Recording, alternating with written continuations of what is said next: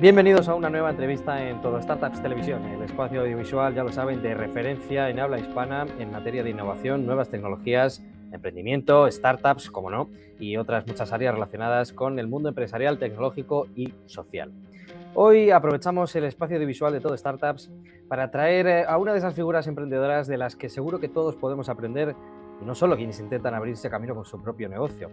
Quizás a él no le conozcan por su nombre, pero seguro que su producto lo han usado y mucho en un país con tantos meses de sol al año como es España.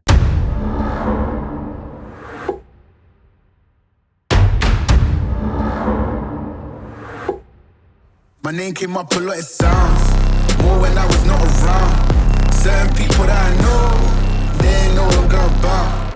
My name came up a lot of sounds, more when I was not around. Certain people that I know that they ride or die. Cold, these brothers my guys, know that they fly. Know that they fly, know that they ride or die.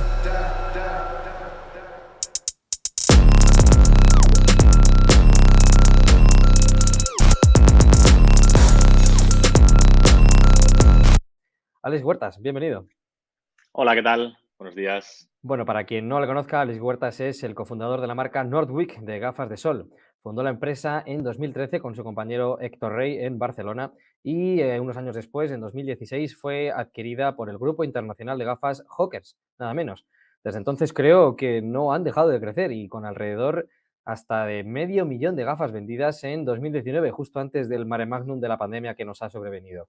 Me imagino, Alex, que algo tendrán que ver esos datos para ser nombrado por la revista Forbes como uno de los emprendedores menores de 30 años más influyentes de Europa, ¿no?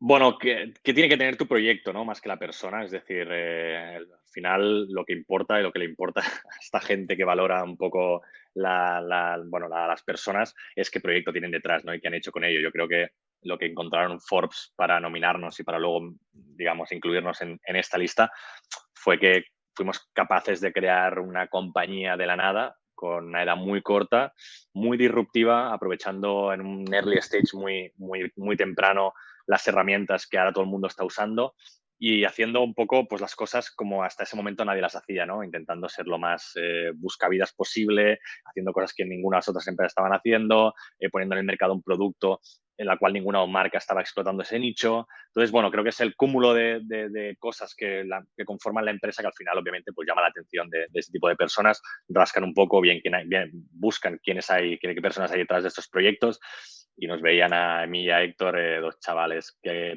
apenas teníamos 26 años, habiendo empezado con 18 y supongo que eso pues llama la atención y es digno de reconocer. Desde luego, probar cosas nuevas seguramente sea uno de los elementos del ADN de todo emprendedor, ¿no?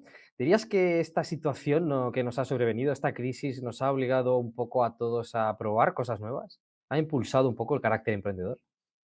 Yo espero que sí, es decir, yo espero que como mínimo los que estuvimos en España 3 meses encerrados en casa aprovecháramos ese tiempo para aprender cosas nuevas, ¿no? Para poner en práctica o para estudiar y aprender cosas para poner en práctica cuando terminara, ¿no? Yo, sin ir más lejos, pues saqué nuevos proyectos también durante la pandemia, aprovechando que no podía hacer otra cosa que estar en casa delante de un ordenador prácticamente. Entonces, yo creo que la pandemia nos ha cambiado a todos en la forma de ver de enfocar el futuro, ¿no? Ujú.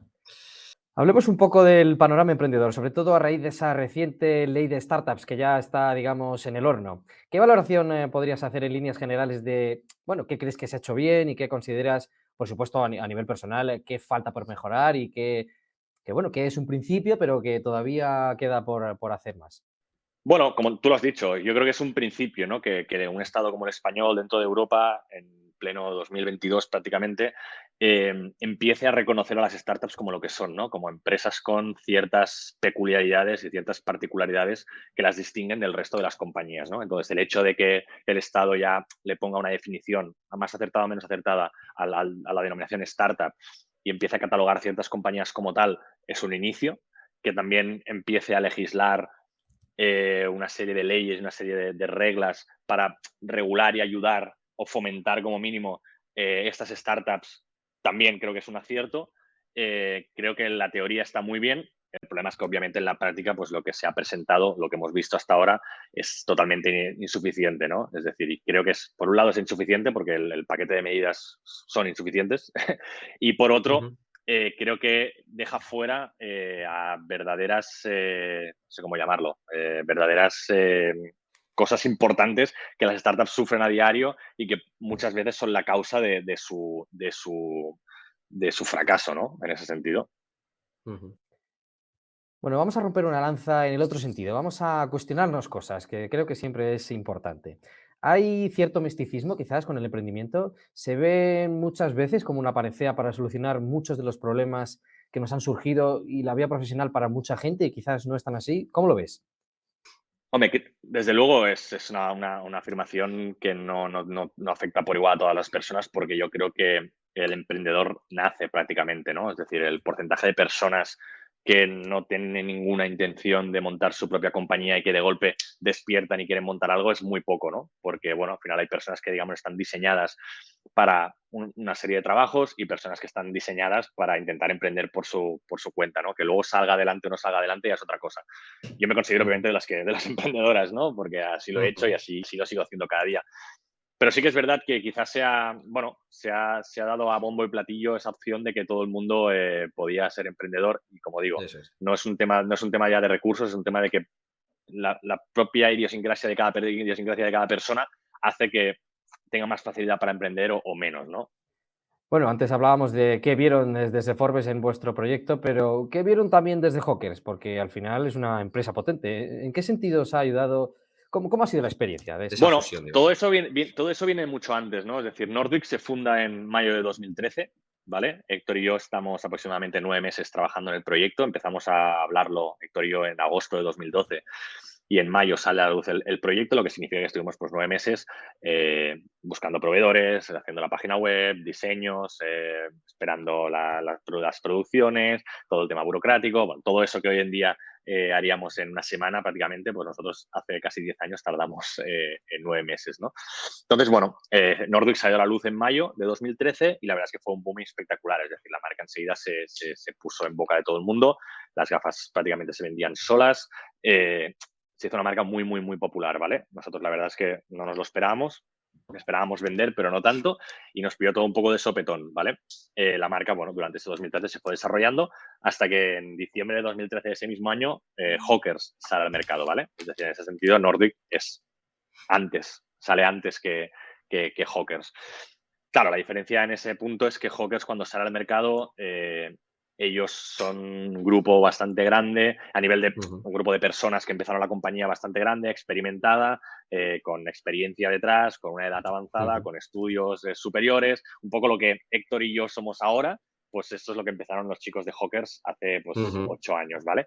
¿Qué pasa? Que eso hizo que obviamente la marca Hawkers se lanzara ya posicionada muy arriba, ¿vale?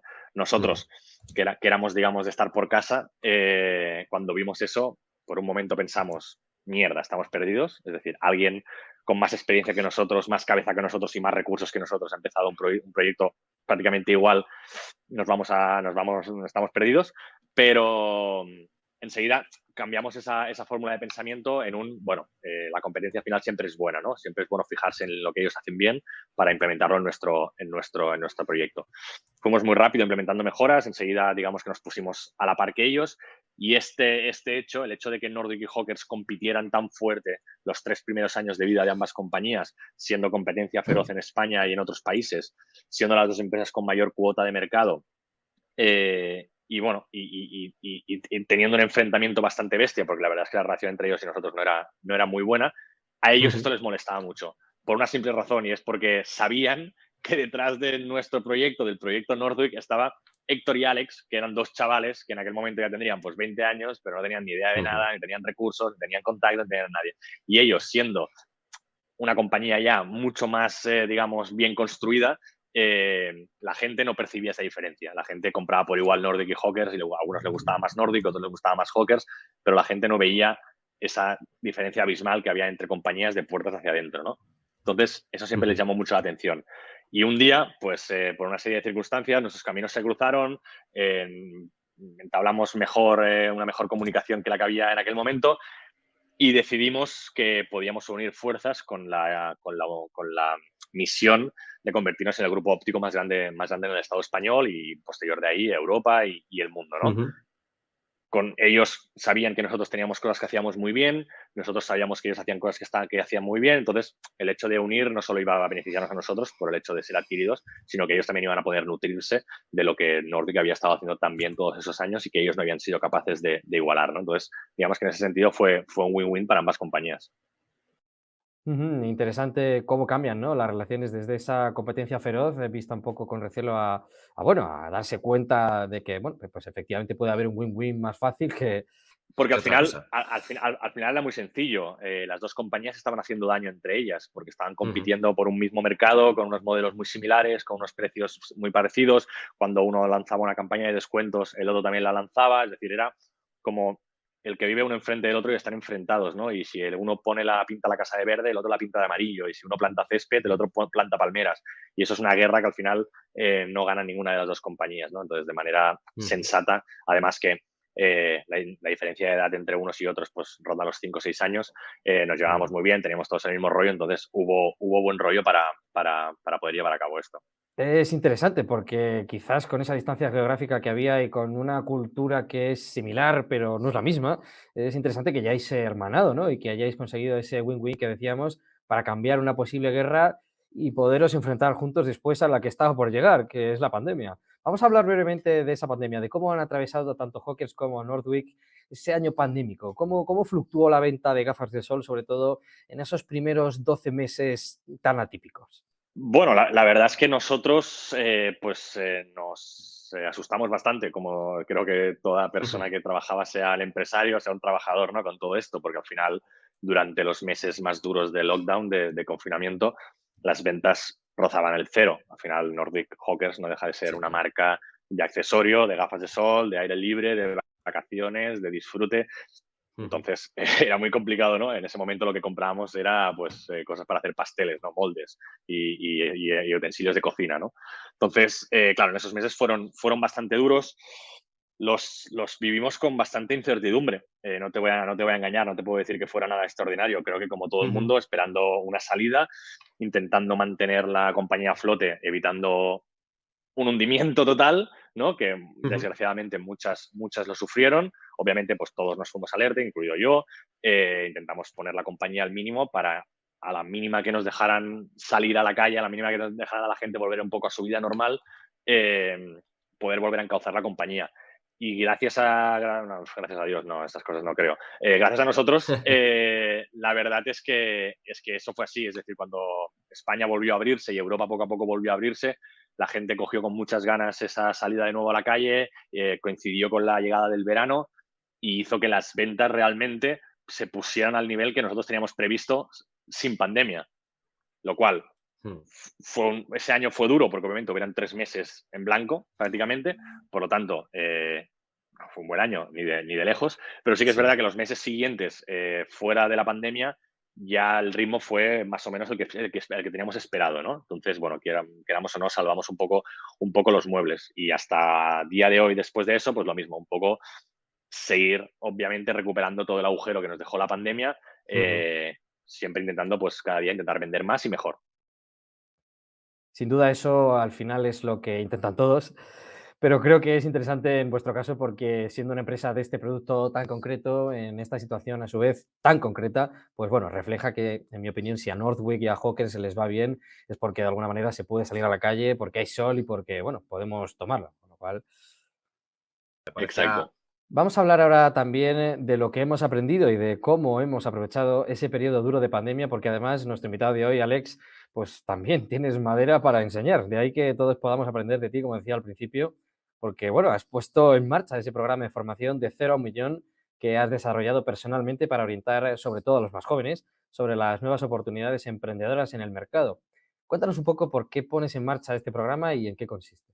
Es así, te cuento, es una historia curiosa y la verdad es que estoy súper orgulloso de este proyecto.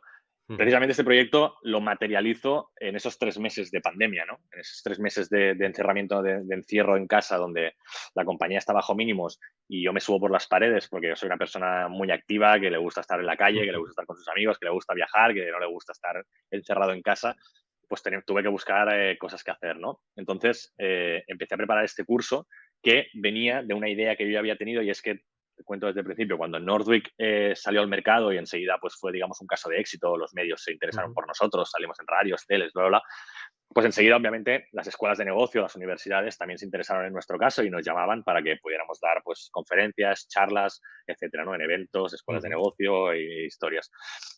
Nosotros cuando íbamos ahí, pues les contábamos un poco, normalmente iba yo, porque Héctor siempre ha sido un poco más reservado y estas cosas públicas no las lleva muy bien. Normalmente, pues iba yo y no les contaba nada más que mi experiencia, ¿no? Pues mira, nosotros empezamos así, sacamos el dinero de aquí, compramos allá, lo vendimos así, hicimos esto de marketing, diseñamos esto, o sea, les contaba mi película, ¿no? Cada vez que pasaba Ujú. el tiempo, pues la película era más larga porque habían pasado más cosas, pero bueno, les contaba nuestra historia al fin y al cabo. Y notaba que cuando terminaban esas charlas, pues se me acercaba muchísima gente a hacerme preguntas o a enseñarme sus proyectos, a pedirme si podíamos hacer un café para que le ayudaran a hacer un proyecto de no sé qué o resolviera sus dudas. Y obviamente yo no tengo todo el tiempo del mundo para dedicar a todas las personas que se acercan, pero sí que intentaba pues darle los consejos que podía, ¿no? Pero bueno, tenía ese Ujú. run en la cabeza de que la gente realmente se quedaba con ganas de más, ¿no? De que lo que yo podía contar en esa media hora de charla, 15 minutos de charla, una hora de charla en lo más bestia que puedes hacer realmente en un evento de estas Ujú. características, Sí. era muy poquito en comparación con lo que la gente realmente le interesaba saber o quería responder dudas, ¿no? Entonces, bueno, a medida que pasaron los años, eso se iba repitiendo. Luego, a través de las redes sociales y en Instagram, pues mucha gente también me escribía privados: oye, Alex, mira, estoy empezando este proyecto, ¿por qué no le echas por qué no le echas un ojo? Y me dices si mejorarías alguna cosa. Oye, Alex, quiero empezar esto, pero no sé por dónde empezar.